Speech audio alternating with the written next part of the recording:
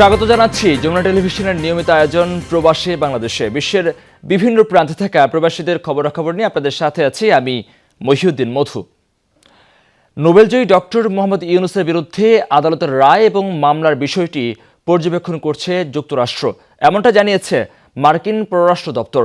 নিয়মিত briefing state ডিপার্টমেন্টের মুখপাত্র ম্যাথিউ মিলার এই ইস্যুতে স্বচ্ছ এবং সুষ্ঠু আইনি প্রক্রিয়া নিশ্চিতের আহ্বান জানান। বিশ্বজুড়ে দারিদ্র্য বিমোচনে ডক্টর মোহাম্মদ ইউনূস উল্লেখযোগ্য অবদান রেখেছেন। তার এই অবদানের স্বীকৃতি স্বরূপ তিনি শান্তিতে নোবেল পুরস্কার সহ মর্যাদাপূর্ণ অসংখ্য আন্তর্জাতিক পুরস্কারে ভূষিত হয়েছেন। যে মামলায় তাকে কারাদণ্ড দেওয়া হয়েছে সে মামলাটি আমরা গভীরভাবে পর্যবেক্ষণ করছি।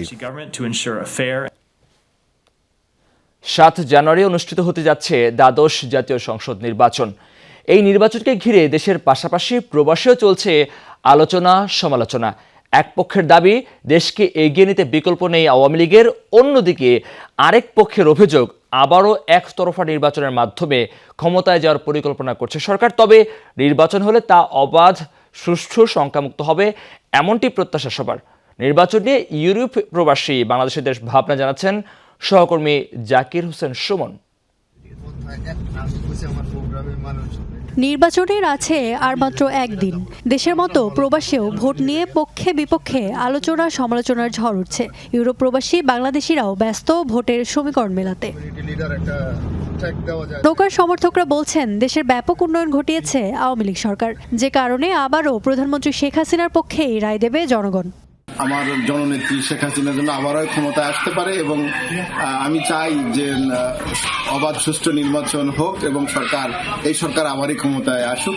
যেহেতু আওয়ামী লীগ সরকার অনেক উন্নয়ন করছে, বাংলাদেশের পদ্মা সেতু, মেট্রো রেল এবং বিদ্যুৎ অনেক উন্নয়ন করছে, এই জন্য আমরা বারবার চাই শেখ হাসিনার সরকার বারবার দরকার বাংলাদেশে।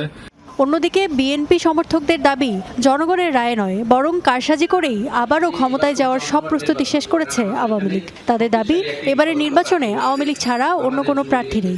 দলের মনোনয়ন বঞ্চিতদেরই ডামি স্বতন্ত্র প্রার্থী বানিয়ে মাঠে নামিয়েছে সরকার।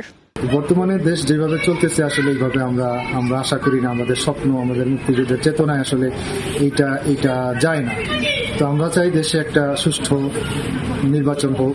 দেশে যদি তত্ত্বাবধায়ক সরকার আসে, এই তত্ত্বাবধায়ক সরকার আসলে আমরা নির্বাচনে আসব। আমি একজন প্রবাসী কর্মী, আমরা চাই প্রবাসী বান্ধব সরকার। তবে নিরপেক্ষ সাধারণ প্রবাসীদের চাওয়া প্রবাসী বান্ধব সরকার। যে সরকার প্রবাসীদের স্বার্থ ও অধিকার রক্ষায় সচেষ্ট হবে তারই জয় চান তারা। পাশাপাশি নির্বাচনে নিজেদের ভোটাধিকার চর্চার সুযোগও চান প্রবাসীরা। ইফাতার খন্দকার, যমুনা নিউজ। সংযুক্ত আরব আমিরাতে বর্ণিল আয়োজনে নতুন বছরকে বরণ করে নিল প্রবাসীরা। এই আনন্দ উৎসবে অংশ নেয় আমিরাতের বিভিন্ন শহরে বসবাসরত কয়েকশো প্রবাসী বাংলাদেশি। হাজারো কর্মব্যস্ততার মাঝে নিজের দেশের মানুষের সাথে নববর্ষ উদযাপনের সুযোগ পেয়ে উচ্ছ্বসিত তারা। আয়োজন সফল হওয়ায় খুশি আয়োজকরাও। সংযুক্ত আরব আমিরাত থেকে সহকর্মী মেহেদি রুবেলের প্রতিবেদনে থাকছে বিস্তারিত। নূতন বছর 2024কে বরণ করে নিতে দুবাইয়ে বসেছিল প্রবাসীদের আনন্দ মেলা। অনুষ্ঠানের ভেন্যু দুবাইয়ের ওয়াইএস ফার্ম হাউস যেন পরিণত হয় এক টুকরো বাংলাদেশে। বিদেশের মাটিতে দেশীয় সংস্কৃতি আর দেশের মানুষের সঙ্গে তৈরি হয় আনন্দঘন পরিবেশ। মামুন মেটালিক কোটিং এর উদ্যোগে এই অনুষ্ঠানের আয়োজন করা হয়। সাংস্কৃতিক অনুষ্ঠান ছাড়াও ছিল অতি পরিচিত খেলা, পিলো পাস, দড়ি টানা, বল নিক্ষেপ সহ নানা আয়োজন। বিদেশের মাটিতে এমন আয়োজনে আনন্দিত প্রবাসীরা। এখান থেকে আমাদের যে আয়োজন করা হয়, আমরা প্রায় 150 শ্রমিকের উপরে আছি।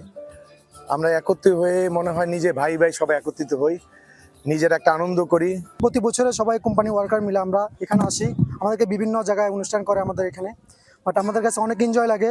বাট পরিবারের সাথে করতে পারি না। আমরা মনে করি আমাদের কোম্পানিটা পুরো পরিবার। অনুষ্ঠানে সভাপতিত্ব করেন প্রতিষ্ঠানের চেয়ারম্যান আল মামুন। প্রধান অতিথি ছিলেন বাংলাদেশ সমিতি শারজার সভাপতি আবুল বাশার। এ সময় কর্মীদের অক্লান্ত পরিশ্রমের প্রশংসা করেন তারা। ভবিষ্যতে এ ধরনের আয়োজন আরো বড় পরিসরে করা হবে বলে জানায় আয়োজকরা। सबके स्टेज के सामने आने के लिए मैं रिक्वेस्ट कर रहा हूँ। आप लोग यहाँ वहाँ पे नहीं घूमते, थोड़ा स्टेज के सामने आ जाइए। सब लोग स्टेज के सामने आ जाइए।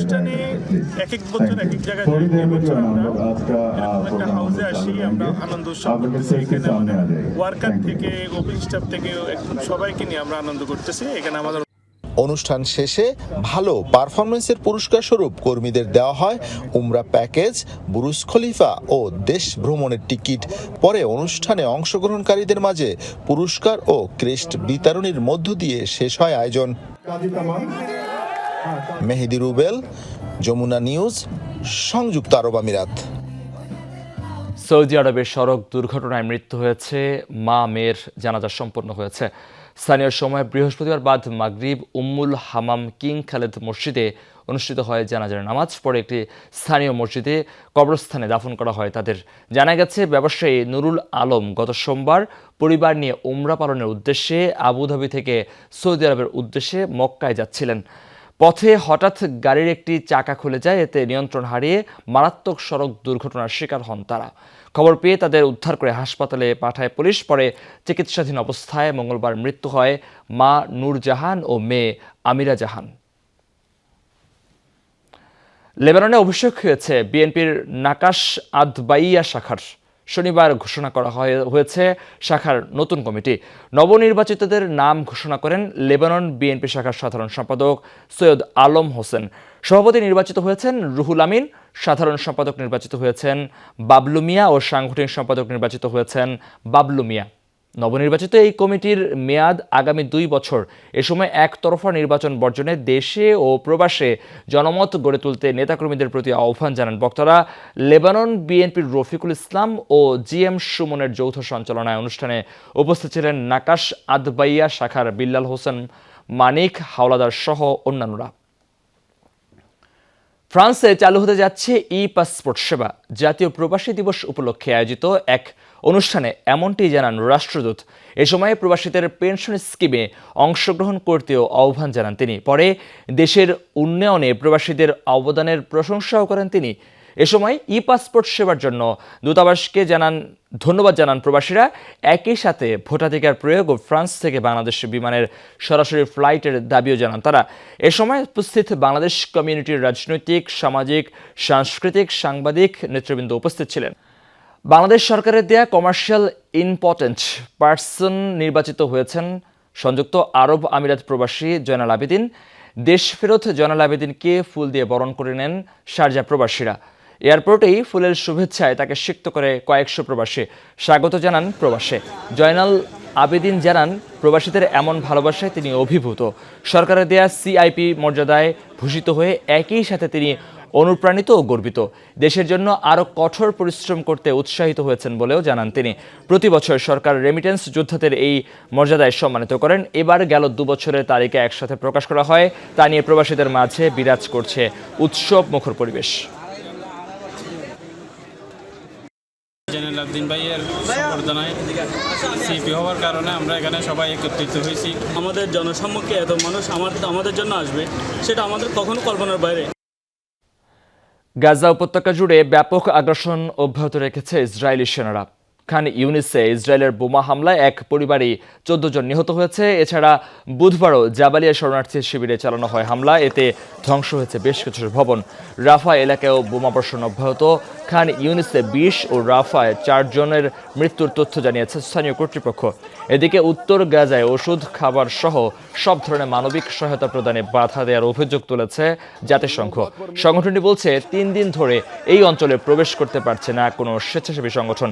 ইসরায়েলি আগ্রাসনে গাজায় প্রাণহানির সংখ্যা 22,000 ছাড়িয়েছে, আহত 57,000-এর উপর। লেবাননে হামাসের শীর্ষ নেতাকে হত্যার পর দেশটিতে হামলার পরিধি বাড়িয়েছে ইসরায়েল। বুধবার তেল আবিবের হামলায় নিহত হয়েছেন হিজবুল্লাহর 9 সদস্য, যার মধ্যে একজন সিনিয়র কর্মকর্তা। পাল্টা জবাবও দিয়েছে লেবাননের সশস্ত্র গোষ্ঠীটি। এদিন দেশের নাকুরা শহরে ব্যাপক হামলা চালিয়েছে ইসরায়েলি সেনারা। আইডিএফের দাবি হিজবুল্লাহর সামরিক স্থাপনা ছিল এই অভিযান। গাজার আগ্রাসন শুরুর পর থেকে হিজবুল্লাহর সাথে নিয়মিত বিরতিতে সংঘাতে জড়াচ্ছে তেল আবিব। এখন পর্যন্ত 150 সেনা হারিয়েছে গোষ্ঠীটি। এদিকে হিজবুল্লাহর পাল্টা অভিযানে প্রাণ গেছে 11 ইসরায়েলির।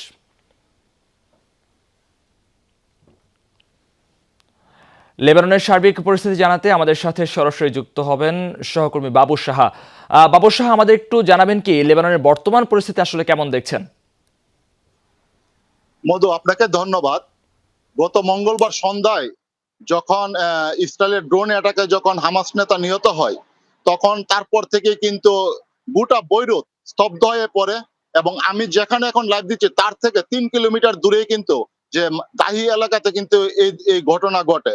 এবং এই ঘটনার পর থেকে কিন্তু ওই স্থানীয় ওইখানে অনেক বাংলাদেশি আছে, কিন্তু এখন পর্যন্ত এই ঘটনায় কোনো বাংলাদেশি আহত বা নিহত হয়নি।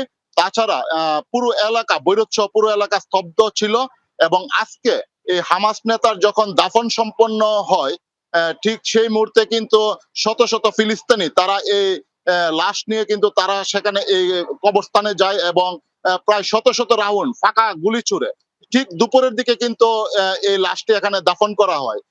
তখন কিন্তু বৈরুতেও কিন্তু তখন এই ফাঁকা গুলির আওয়াজে দেখা গিয়েছে স্থানীয় অধিবাসীদের মধ্যে অনেক আতঙ্ক বিরাজ করছিল।